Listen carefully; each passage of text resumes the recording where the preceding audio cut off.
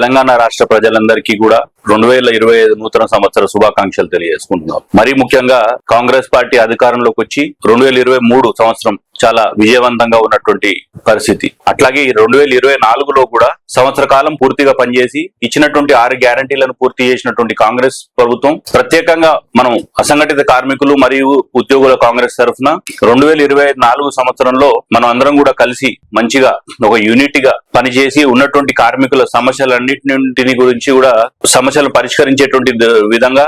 నాతో పాటు ఉన్నటువంటి టీం సభ్యులైనటువంటి సంపత్ కానివ్వండి, మల్లేష్ కానివ్వండి, ఇంకా ఇతరత్ర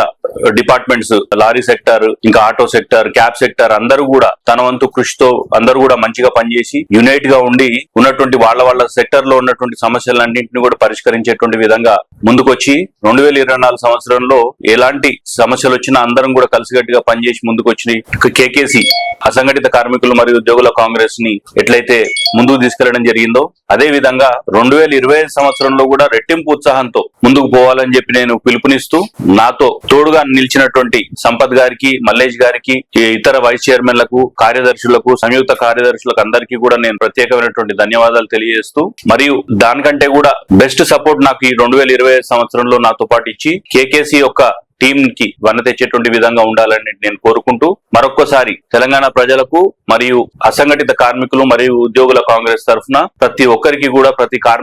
కార్మిక సోదరులకు అందరికీ కూడా నేను నూతన సంవత్సర శుభాకాంక్షలు తెలియజేసుకుంటా ఉన్నాను.